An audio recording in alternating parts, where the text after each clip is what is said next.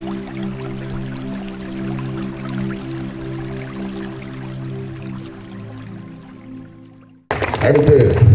நம்முடைய பகுதியைச் சார்ந்தவர் அருமை தம்பி பெரியார் சமண திராவிட கழகத்தில் தலை சிறந்த சொற்பொழிவாளர். நமது பகுதியில் நீண்ட நாட்கள் தொடர்ந்து இப்படிப்பட்ட நம்முடைய இயக்க கருத்துக்களை எடுத்துரைக்கக்கூடியவர்.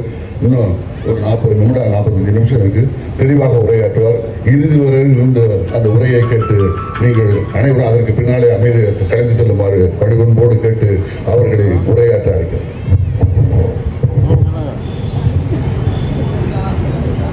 நடைபெறுகிற தமிழ்நாடு சட்டப்பேரவை தேர்தலில் மதசார்பற்ற முற்போக்கு கூட்டணியின் வெற்றி வேட்பாளராக பட்டுக்கோட்டை தொகுதியில் போட்டியிடுகிற வழக்கறிஞர் அண்ணாதுரை அவர்களுக்கு உதயசூரியன் சின்னத்தில் வாக்கு சேகரிக்கிற வகையில் நடைபெறுகிற இந்த பரப்புரை கூட்டத்தில் இங்கே கலந்து கொண்டு வாக்கு சேகரித்திருக்கிற சட்டப்பேரவை உறுப்பினர், மீண்டும் சட்டப்பேரவை உறுப்பினராக பொறுப்பேற்க இருக்கிற மரியாதைக்குரிய அண்ணாதுரை அவர்களே, திராவிட முன்னேற்ற கழகத்தினுடைய மாவட்ட செயலாளர் உள்ளிட்ட மதசார்பற்ற கூட்டணியில அங்கம் வைக்கக்கூடிய அனைத்து அமைப்புகளுடைய பொறுப்பாளர்களே, தோழர்களே, உங்கள் அனைவருக்கும் அன்பான வணக்கத்தினை தெரிவித்துக் கொள்கிறோம். நான் தமிழ்நாடு முழுவதும் அனைத்து தொகுதிகளிலும் பரப்புரை செய்து வருகிற வாய்ப்பை பெற்றிருக்கிறேன். இப்போ கூட நான் பாபநாசத்தில் பேசிட்டு தான் இங்கே பேச வந்திருக்கேன். அதிலும் நிறைவாக பட்டுக்கோட்டை தொகுதியில் பேசி வாக்கு கேட்பது மகிழ்ச்சிக்குரிய ஒன்று. காரணம், நானும் இந்த தொகுதிக்காரன் என்பதனால் நான் அவருக்கு வாக்கு கேட்பதில் மகிழ்ச்சி அடைகிறோம். குறிப்பாக இங்கே எல்லாரும் பேசும்போது இந்த தேர்தல் என்பது 2 கட்சிகளுக்கு இடையில் நடக்கக்கூடியதில்லை என்றாலும், 2 தலைவர்களுக்கு இடையில் நடக்கக்கூடிய தேர்தல் இல்லை என்றாலும், நம்முடைய முதலமைச்சர் சொன்னதை போல் இது தமிழ்நாட்டிற்கும் டெல்லிக்கும் இடையில் நடக்கக்கூடிய தேர்தல் என நம்முடைய முதலமைச்சர் அவர்கள் பிரகடனப்படுத்தி நாம் இந்த தேர்தலை சந்திக்க இருக்கிறோம். குறிப்பாக நண்பர்களே, தமிழ்நாட்டில் 2 கட்சிகளுக்கு ஓட்டு கேட்பதற்கு தார்மீக உரிமை இல்லை. 2 கட்சி தமிழ்நாட்டில் ஓட்டு கேட்பதற்கே தகுதியற்ற கட்சிகள். ஒன்று பிஜேபி, இன்னொன்று அதிமுக. முதல்ல இந்த 2 கட்சி தமிழ்நாட்டில் ஓட்டு கேட்கவே கூடாது. காரணம் ஏன் அப்படின்னா, நீங்க கூட கேட்கலாம், இங்க ஒரு மக்களாட்சி நாட்டில் ஒரு கட்சி ஓட்டு கேட்க கூடாதுன்னு சொல்லுவது சரியா, நியாயமா நீங்க கேட்கலாம். ஏன் பிஜேபிக்கு ஓட்டு கேட்பதற்கு தார்மீக உரிமை இல்லை அப்படின்னா, ஒரு 6 மாதத்துக்கு முன்னாடி தான் ஒரிசாவில் ஒரு தேர்தல் நடந்தது. ஒரிசா தேர்தலுடைய பரப்புரைக்கு சென்ற நரேந்திர மோடி ஒரிசாவில் அவர் பேசிய பேச்சு என்னன்னா, ஒரு தமிழன் ஒரிசாவை ஆளலாமா, தமிழன் ஒரிசாவில் அதிகாரத்தில் அமர்ந்திருக்கலாமா, ஒரிசா கோயிலின் சாவியை தமிழர்கள் திருடி கொண்டு போய்விட்டார்கள், தமிழர்கள் திருடர்கள், ஒரிசா கோயிலுடைய சாவி தமிழ்நாட்டில் இருக்கிறது. நண்பர்களே, யாரை பார்த்து திருடன்னு சொன்னாங்க, யாரை பார்த்து ஆளக்கூடாதுன்னு சொன்னாங்க அப்படின்னா, வி கார்த்திகேய பாண்டியன் அப்படிங்கிற ஒரு தமிழர். அவர் ஒரிசாவில் ஒரு துறையின் செயலாளர், ஐஏஎஸ் அதிகாரி. அவர் ஒரிசா மாநில வளர்ச்சிக்கு பல திட்டங்களை வகுத்து தந்தவர். அதனால் இந்த மாநில முதலமைச்சராக இருந்த நவீன் பட்நாயக் அவர்கள் அவர் பதவியை ராஜினாமா பண்ண சொல்லிட்டு தன்னுடைய செயலாளராக வைத்துக் கொண்டு பல திட்டங்களை உருவாக்கினார். ஒரிசாவை தமிழ் ஆளக்கூடாதுன்னா, வெக்கம், ரோஷம், சூடு, சொரணை, மானம், உணர்ச்சி இருந்தா பிஜேபி தமிழ்நாட்டில் ஓட்டு கேட்கலாமா? தார்மீக அடிப்படையில் ஓட்டு கேட்பதற்கு உங்களுக்கு உரிமை உண்டா? யோசிச்சு பாருங்க. இல்ல, தமிழை உங்களுக்கு அவர் மதுரைக்கு பக்கத்தில் இருக்கிற மேலூரை சேர்ந்தவர் தான் வி கார்த்திகேய பாண்டியன், ஒரு தமிழன். ஆனா இவர்களை இப்படி தமிழ்நாட்டில் ஓட்டு கேட்க முடியும்? நீங்க ஏதோ நான் பிஜேபி மட்டும் சொல்றதை நினைக்காதீங்க. அதிமுக அடிப்படையில் ஓட்டு கேட்பதற்கு உரிமையற்ற கட்சி. இப்ப அண்ணாதுரை அவர்கள் வெற்றி பெற்று விட்டார். இவர் வெற்றி உறுதியானது. இவர் வெற்றி மட்டும் இல்ல, தமிழ்நாட்டில் 234 தொகுதியிலையும் திமுக கூட்டணி மட்டும்தான் வெற்றி பெறும் என்பது உறுதியாக்கப்பட்டு விட்டது. இப்ப நான் அதற்கு பிறகு நான் உங்களுக்கு விளக்கம் சொல்றேன். அதிமுக ஏன் தமிழ்நாட்டில் ஓட்டு கேட்க கூடாது அப்படின்னா, நண்பர்களே, எடப்பாடி பழனிசாமி இன்றைக்கு எதிர்க்கட்சி தலைவர். எதிர்க்கட்சி தலைவர்னா என்ன அர்த்தம்னு பழனிசாமிக்கு தெரியுமான்னா முதல்ல தெரியல. நம்ம நாட்டில் பல பேர் என்ன நினைச்சுக்கிட்டு இருக்கோம்னா, எதிர்க்கட்சி தலைவர்னா அவர் எதிரி கட்சி தலைவர் அப்படிதான் பார்க்கிறோம். ஆளுங்கட்சி செய்யறதெல்லாம் எதிர்க்கணும், ஆளுங்கட்சி செய்யறதெல்லாம் மறுக்கணும். இதுதான் ஒரு எதிர்க்கட்சி தலைவர்னு. எதிர்க்கட்சி தலைவர்னா அதுக்கு என்ன பொருள் அப்படின்னா, நிழல் முதலமைச்சர்னு அர்த்தம். எதிர்க்கட்சி தலைவருக்கு பேரு நிழல் முதலமைச்சர். ஆனா நிழல் முதலமைச்சராக இருக்கிற ஒரு எதிர்க்கட்சி தலைவர் இருக்க வேண்டியவர் 4 ஆண்டு காலம் தமிழ்நாட்டில் முதலமைச்சராக இருந்தார். 4 ஆண்டு காலம் முதலமைச்சராக இருந்து அவர் தமிழ்நாட்டிற்கு செய்திருக்கிற துரோகம் நான் உங்களுக்கு பட்டியல போறேன். நீட்டுங்கிற நுழைவுத் தேர்வு இருப்பாங்க. நீட்டுங்கிற நுழைவுத் தேர்வை தமிழ்நாட்டில் உள்ளே நுழைத்தவர் எடப்பாடி பழனிசாமி. அம்மையார் ஜெயலலிதா முதலமைச்சராக இருந்தவரையும் நீட்டு தமிழ்நாட்டில் இல்லை. கலைஞர் முதலமைச்சராக இருந்தவர்கள் நீட்டு தமிழ்நாட்டில் இல்லை. அப்ப இந்தியா முழுவதும் நீட் இருந்துச்சு. ஆனா தமிழ்நாட்டில் மட்டும் நீட் விலக்கு கொடுத்தா ஏன் தெரியுமா? நாடாளுமன்றத்தில் நிலைக்குழு ஒரு அறிக்கை கொடுத்தான். எந்தெந்த மாநிலம் நீட்டிலிருந்து விலக்கு கோருகிறதோ அந்த மாநிலத்திற்கு விலக்கு அளிக்கப்பட வேண்டும் என்பது நாடாளுமன்றத்தின் நிலைக்குழு தந்த அறிக்கை. அந்த அறிக்கையின் அடிப்படையில் தான் அம்மையார் ஜெயலலிதா நீட்டை தமிழ்நாட்டுக்குள் நுழைவிடாமல் தடுத்தார். ஆனா நீட்டை தமிழ்நாட்டில் நுழைவிட்டவர் எடப்பாடி பழனிசாமி. 29 பிள்ளைங்க நீட்டு நுழைவுத் தேர்வுனால தற்கொலை பண்ணி கொண்டு செத்து போனோம். அப்ப 29 பிள்ளைகளோட சாமிக்கும் பொறுப்பேற்க வேண்டியவர் எடப்பாடி பழனிசாமி என்பதை நீங்க மறந்துவிடக்கூடாது. நீட்டு மட்டும் இல்ல நண்பர்களே, அதே போல ஒன்றிய அரசு கொண்டு வந்த வேளாண் திருத்த சட்ட மசோதா, தி எக்ஸசைஸ் கம்யூனிட்டி அமெண்ட்மெண்ட் ஆக்ட் 2020, இந்த வேளாண் திருத்த சட்ட மசோதா 3 மசோதாவை எதிர்த்து டெல்லியில 1.5 ஆண்டு கால விவசாயிகள் நண்பர்களே பனியில மழையில வெயில்ல பட்னியா கிடந்து 900 விவசாயி செத்து போனான். அந்த 900 விவசாயி சாவுக்கு காரணமாக இருந்த நண்பர்களது வேளாண் திருத்த சட்ட மசோதாவை ஆதரித்து ஓட்டு போட்ட கட்சி அதிமுக, எடப்பாடி பழனிசாமி.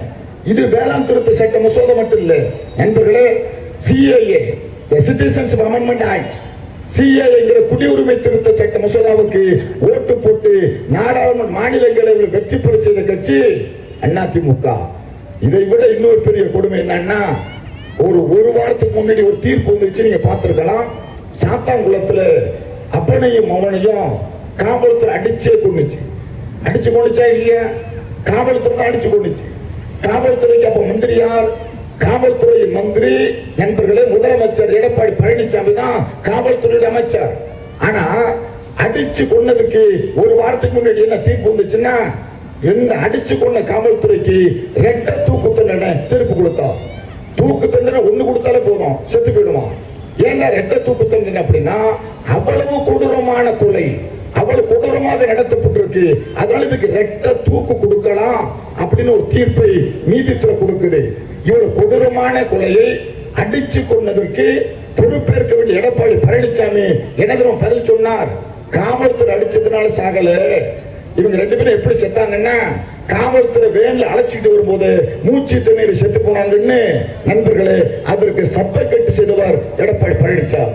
நீங்க சாத்தான்குளம் மட்டும் இல்ல, உங்களுக்கெல்லாம் தெரியும், தூத்துக்குடியில ஸ்டெர்லைட் போராட்டத்தை எதிர்த்து 14 தமிழர்கள் சுட்டுக் கொல்லப்பட்டார்கள். காக்கா குருவியை சுடுவதை போல நாட்டில் காக்கா குருவியை சுடணும்னா கூட ப்ளூ கிராஸ் பண்றான். ப்ளூ கிராஸ் தடுக்குது, காக்கா குருவியை கூட சுட முடியலையா? ஆனா 14 தமிழர்களை சுட்டுக் கொண்ட காவல்துறைக்கு மந்திரியாக இருந்து பொறுப்பேற்க வேண்டியவர் எடப்பாடி பழனிசாமி இல்லையா? இதை விட பெரிய கொடுமை தெரியுமா நண்பர்களே? இவர் முதலமைச்சராக இருந்த போதுதான் ஒரு சட்ட திருத்தத்தை கொண்டு வந்தார். இன்றைய புதிதாக ஓட்டு போடக்கூடிய இளைஞர்கள், வாக்குச்சாவடிக்கு போற இளைஞர்கள், படித்த இளைஞர்கள் தெரிந்து கொள்ள வேண்டியது, எடப்பாடி பழனிசாமி கொண்டு வந்த ஒரு சட்ட திருத்தம் என்ன தெரியுமா? தமிழ்நாடு வேலையில், அரசு வேலையில் பிற மாநிலத்தவர்கள் அதிகாரம் செலுத்தலாம், பிற மாநிலத்தவர்கள் பதவிக்கு வரலாம் சட்ட திருத்தம் கொண்டு வந்தார். அது ஏற்பட்ட கொடுமை என்ன தெரியுமா நண்பர்களே? வணிக வரித்துறையில் ஆய்வாளர் பொறுப்பு 1300 பேரு ஆய்வாளர் போடணும். அதற்கு TNPSC தேர்வு எழுதுறான். தமிழை தாய்மொழியாக கொண்டவனும் தேர்வு எழுதுறான். தமிழே தெரியாத பீகாரியும் தேர்வு எழுதுறான். வேடிக்கை என்ன தெரியுமா? தாய்மொழியை தமிழாக கொண்ட தமிழ்ல ஃபெயில் ஆகுறான். தமிழே தெரியாத பீகாரி தமிழ்ல பாஸ் பண்றான். 1300 பேரு ஆய்வாளர்கள் வடநாட்டை கொண்டாந்து தமிழ்நாட்டில் போட்டவர் எடப்பாடி பழனிசாமி. தமிழ்நாட்டில் ஓட்டு கேட்க யோகியதை உண்டா? யோசிச்சு பாருங்க, கேட்கலாமா? ஆனா நான் ஏன் திமுக கூட்டணி வெற்றி பெறுன்னு சொல்றேன்னா, வாதத்திற்காக அல்ல, இன்னும் சொல்ல போன வேடிக்கைக்காக அல்ல, கூட்டணி பலத்தின் வலிமை. தமிழ்நாடு பல முதலமைச்சர் பார்த்திருக்கு. தமிழ்நாட்டின் முதல் முதலமைச்சராக பொறுப்பேற்றவர் நண்பர்களே ஓமந்து ராமசாமி ரெட்டியார். அவருக்கு பிறகு முதலமைச்சராக வந்தவர் குமாரசாமி ராஜா. அவருக்கு அடுத்து முதலமைச்சராக வந்தவர் ராஜகோபாலாச்சாரியார். அவருக்கு அடுத்து முதலமைச்சராக வந்தவர் நண்பர்கள் காமராஜர். காமராஜருக்கு அடுத்து பக்தவசலத்துக்கு அடுத்து நண்பர்களே அண்ணா.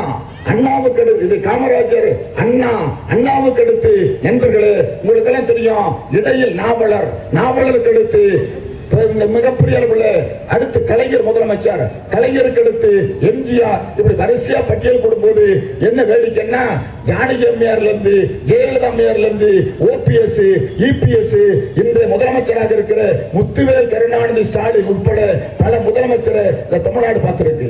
ஆனா இன்னைக்கு இருக்கிற முதலமைச்சர் முத்துவேல் கருணாநிதி ஸ்டாலின், இவர் யார் அப்படின்னா, இவர் தான் இன்றைக்கு இந்தியாவின் ரியல் ஹீரோ, உண்மையான மக்கள் கதாநாயக முதலமைச்சர் ஸ்டாலின் தான். சினிமாவில் வர்றவர் கதாநாயகன் அல்ல, சினிமாவில் வர்றவர் கதாநாயகன் இல்லை. கதாநாயகனாக இருக்கிறவர் கொண்டாந்து வீதியில் இறக்கலாம், தேர்தலில் நிக்கலாம். ஆனா கொண்டாந்து பிஜேபி நிறுத்தி வாக்கு பிரிக்க முயற்சி பண்ணலாம். ஆனா நண்பர்களே, தமிழ்நாட்டின் ரியல் ஹீரோ யாருன்னா, உண்மையான ஹீரோ யாருன்னா மு.க. ஸ்டாலின் தான் இந்த மாநிலத்தின் ஹீரோ. நான் ஏன் இந்த கருத்தை சொல்றேன்னா, உங்களுக்கு எல்லாம் தெரியும், கேரளாவில் மம்முட்டின்னு ஒரு நடிகர், மம்முட்டிங்கிற நடிகரை பார்த்து ஒரு செய்தியாளர் கேட்டார், நீ எப்ப அரசியலுக்கு வருகிறார், நீ எப்ப அரசியலுக்கு வருகிறன்னு கேட்டப்ப மம்முட்டி சொன்னார், நாங்கள் தலைவனை தேடுவது தரையில் திரையில் அல்ல, திரையில் வருகிறவன் தலைவன் அல்ல, தரையில் களத்தில் இருப்பவன் தான் தலைவன். வெயிலே பார்க்காதவன், மழையில் நினையாதவன், சூட்டு அனுபவிக்காதவன், வியர்வை சிந்தாதவன், போராட்ட காலத்துக்கு வராதவன், சமூக நீதினா என்னன்னு தெரியாதவன், காவிரி பிரச்சனை பத்தி தெரியாதவன், முல்லை பெரியாரை பத்தி தெரியாதவன், பாலாரை பத்தி தெரியாதவன், ஈழ பிரச்சனை பத்தி தெரியாதவன், கச்சத்தீவை பற்றி தெரியாதவன், தமிழ்நாட்டின் வாழ்வாதாரத்தை பற்றி தெரியாதவன். நண்பர்களே, எப்படி மக்களுக்குரிய தலைவனா வர முடியும்? யோசிச்சு பாருங்க. ஆனா இன்னும் நான் சொல்றேன், இப்ப சினிமாவில் கொண்டு வந்து இறக்கி இருக்காம ஒரு நடிகர், அவர் வந்த உடனே மவுஸ் பெருசா இருந்துச்சு. ஆனா இப்ப மவுஸ் மவுத்தாய் போச்சு. என்ன காரணம்னா, வந்த உடனே கரூர்ல 41 பேர் செத்து போனார். ஆனா உலகத்தில் எந்த தலைவனாவது தான் தொண்டை செத்தா இளவுக்கு போகாம, தான் தொண்டை செத்தா மலர்களை வைக்காம, தான் தொண்டை செத்தா ஆறுதல் கூறாம, தனக்காக செத்து போன குடும்பத்தை போய் பார்க்காம இரவோட இரவா விமானம் பிடிச்சு நம்ம வீட்டுக்கு ஓடுறவன் தலைவனா? ஆனா சென்னையிலிருந்து செத்து போன வீட்டுக்கு நேரடியாக வந்து அந்த மக்களுக்கு ஆதரவு நீட்டி நான் உங்களை பாதுகாப்பேன்னு சொல்லுகிற ரியல் ஹீரோ மு.க. ஸ்டாலின் தலைவனா? ஒப்பிட்டு பாருங்க. அப்ப நான் சொன்ன இந்த முதலமைச்சர்களில் பெருந்தலைவர் காமராஜர் இந்த மண்ணில் 9 ஆண்டுகால முதலமைச்சராக இருந்தார்.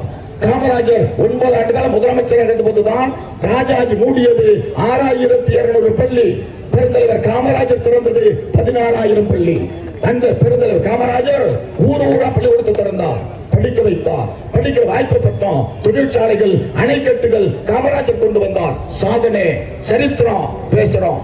பேரறிஞர் பிறந்தது அண்ணா 2 ஆண்டு காலம் முதலமைச்சர் அல்ல, ஓராண்டு 11 மாதம் தான் அண்ணா முதலமைச்சர். ஆனா ஓராண்டு 11 மாதம் முதலமைச்சராக அண்ணா தான் இந்த மாநிலத்திற்கு தமிழ்நாடு பெயர் வைத்தவர். இருமொழி கொள்கை, இந்தி கிடமலை என சொன்னவர். சுயமரியாதை திருமணத்திற்கு சட்ட வடிவம் தந்தவர். இது அண்ணா சாதித்த சாதனை. அண்ணாவுக்கு பிறகு தமிழ்நாட்டின் முதலமைச்சராக பொறுப்பேற்ற முத்தமிழறிஞர் டாக்டர் கலைஞர். இந்திய அரசியல் வரலாற்றில் ஒரு தலைவன் 19 ஆண்டு காலம் ஒரு மாநிலத்தின் முதலமைச்சராக பொறுப்பேற்று 5 முறை முதலமைச்சராக பொறுப்பேற்று தான் தந்த திட்டத்தால் தமிழ்நாட்டில் பயன்பெறாத வீடே இல்லை, எல்லோரும் பயன்பட்டார்கள். பயன்படுகிற திட்டம் தந்தவர் கலைஞர் பெருமை.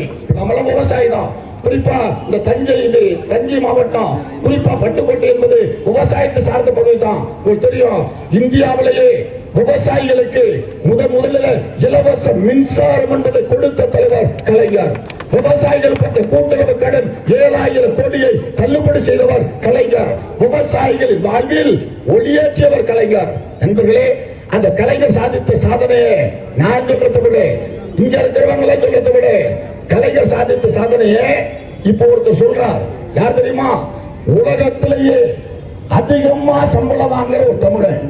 உலகத்திலே 2 பேர் தான் அதிக சம்பளம் வாங்குறோம்.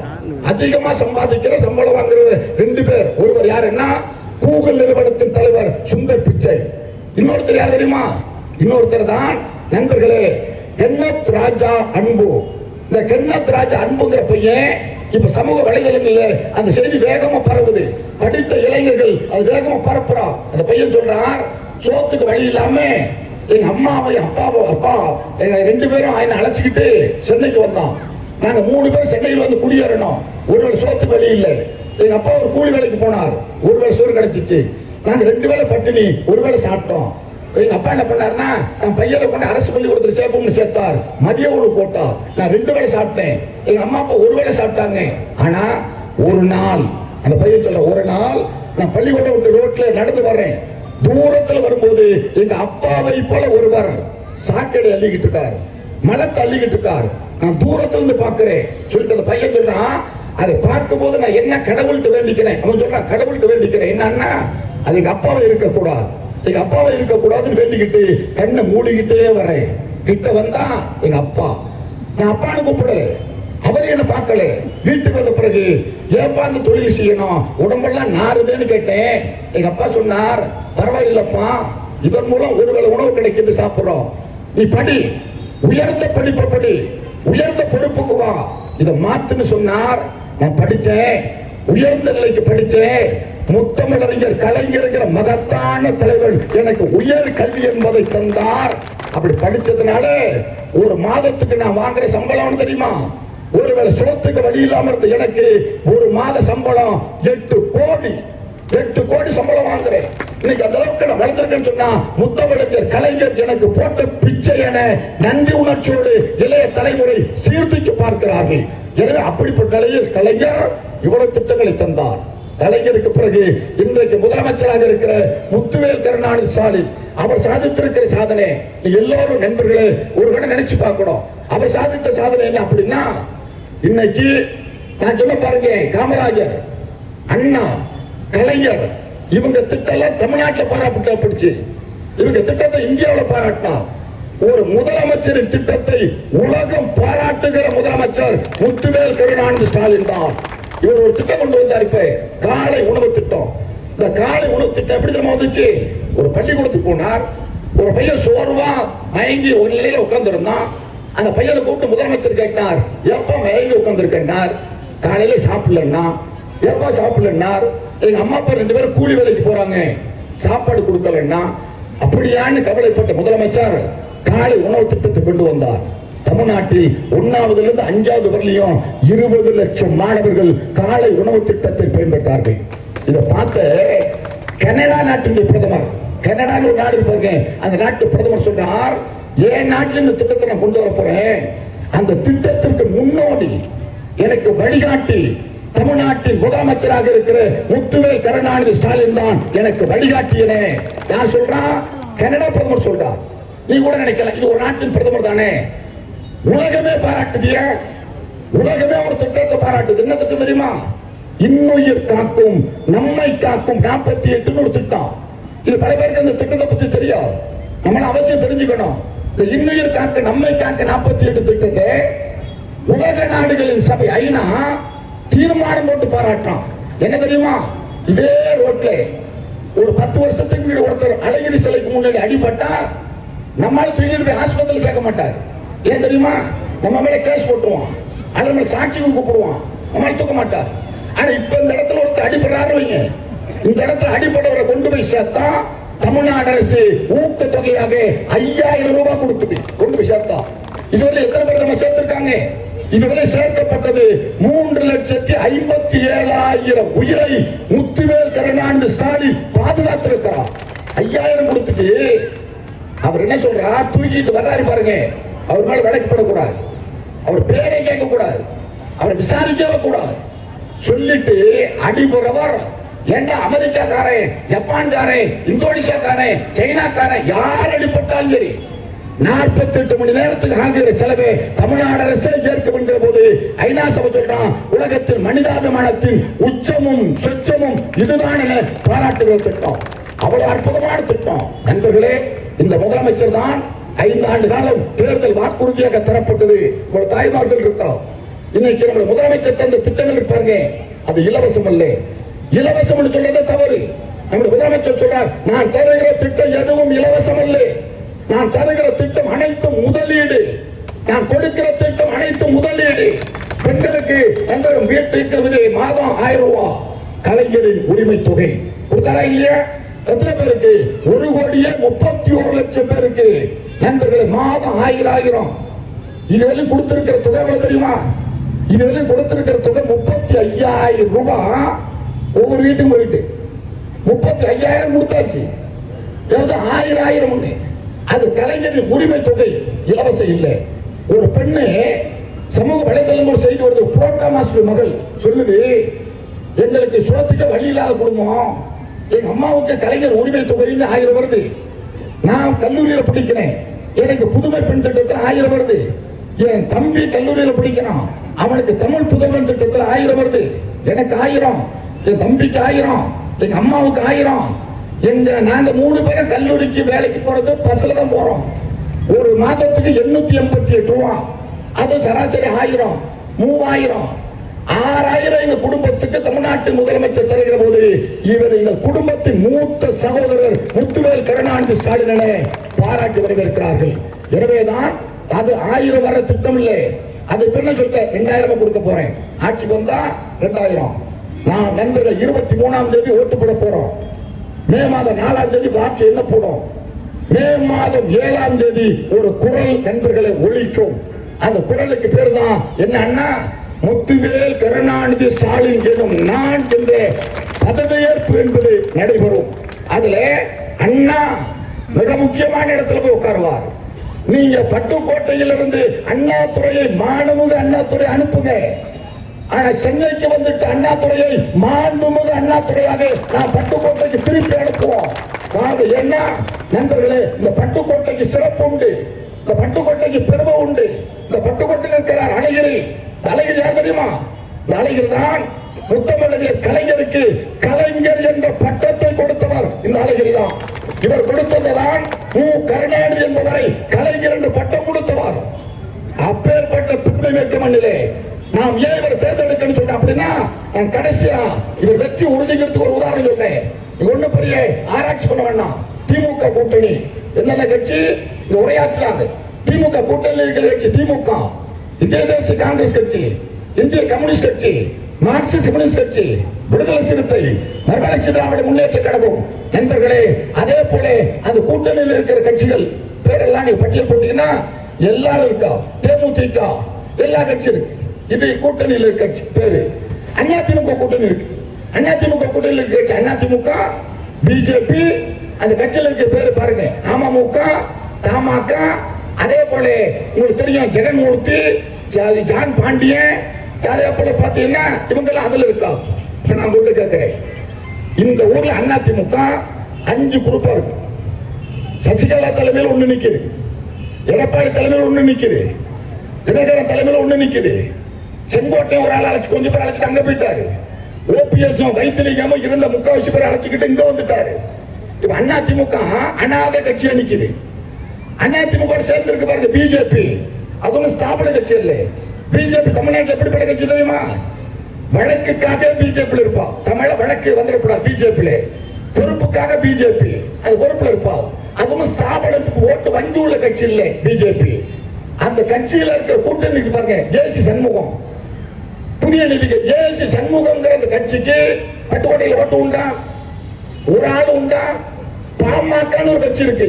கும்பகோணம் தொடங்கி கன்னியாகுமரி வரலையும் பாமகவுக்கு ஒரு ஓட்டு கூட கிடையாது. கும்பகோணத்துக்கு அங்கிட்டு வரல இருக்கிற இங்கிட்டு ஓட்டே கிடையாது. இந்த ஓட்டு உண்டா? கிடையாது. ஜான் பாண்டியனுக்கு ஓட்டு இருக்கா? ஜெகன்மூர்த்திக்கு ஓட்டு இருக்கா? கிடையாது. இப்ப நான் கேட்கிற திமுகவுக்கு ஓட்டு இருக்குல்ல, காங்கிரஸுக்கு இருக்குல்ல, கம்யூனிஸ்டுக்கு இருக்குல்ல, மார்க்சிஸ்ட் இருக்குல்ல, மதிமுகவுக்கு இருக்குல்ல, தேமுதிகவுக்கு இருக்குல்ல. இப்ப நான் விடுதலை சிறுத்தை திமுக கூட்டணி, திமுக கூட்டணி இருக்கிற அத்தனை கட்சிக்கு ஓட்டு இருக்கு. அந்தந்த கூட்டணி கட்சிக்காரங்க கூட்டணிக்கு ஓட்டு போட்டாலே அண்ணாதுரையை எதிர்த்து நிற்கக்கூடிய வேட்பாளர்கள் டெபாசிட் இருப்பார்கள், வெற்றி பெற முடியும்.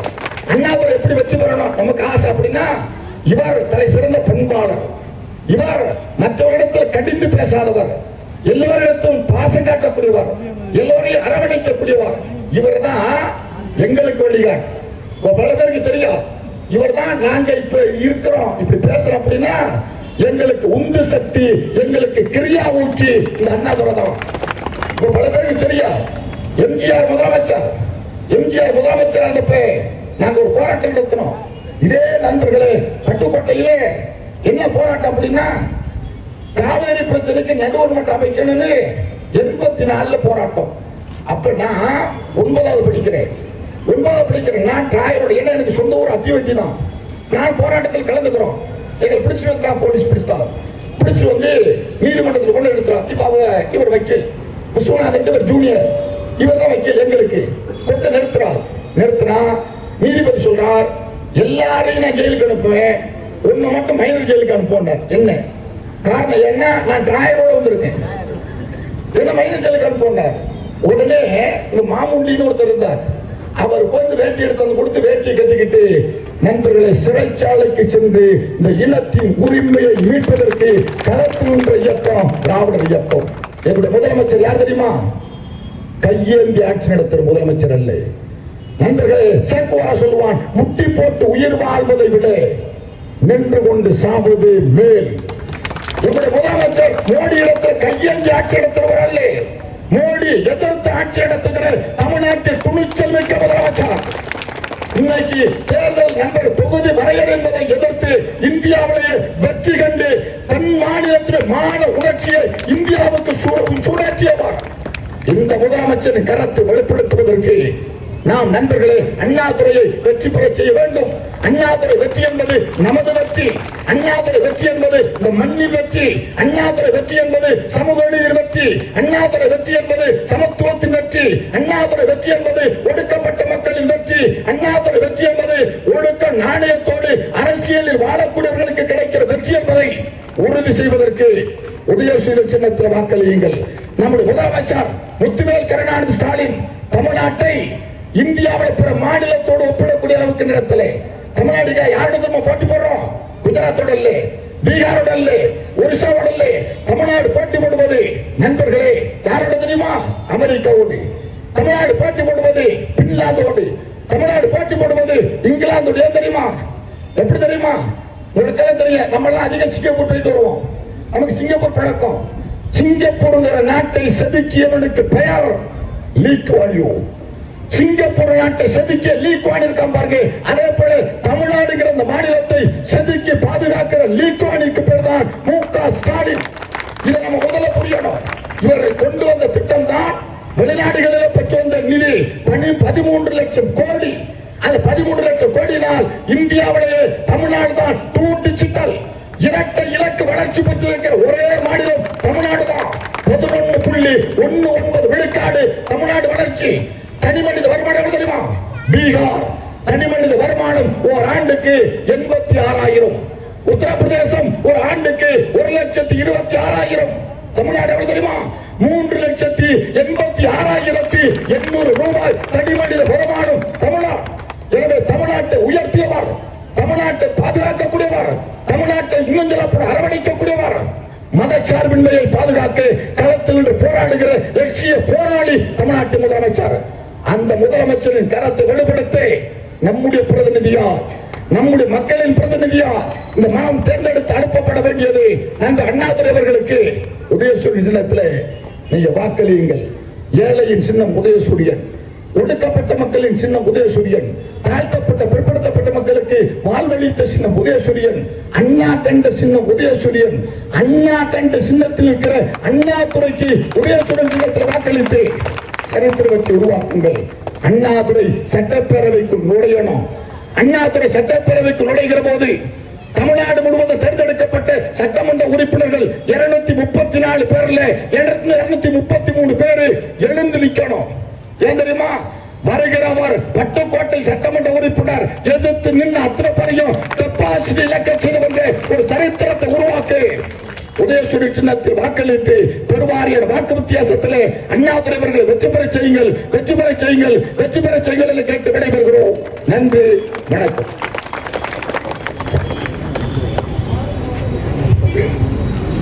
நம்முடைய இறுதிக்கட்ட பிரச்சாரத்தில் பங்கு பெற்ற அனைத்து கூட்டணி கட்சியினுடைய தோழர்களுக்கும் மற்றும் வருகை தந்திருக்கிற நம்முடைய மகளிர் அணியைச் சேர்ந்த தாய்மார்களுக்கும் அனைவருக்கும் நன்றியை தெரிவிக்கிறேன். நன்றி, நன்றி, வணக்கம்.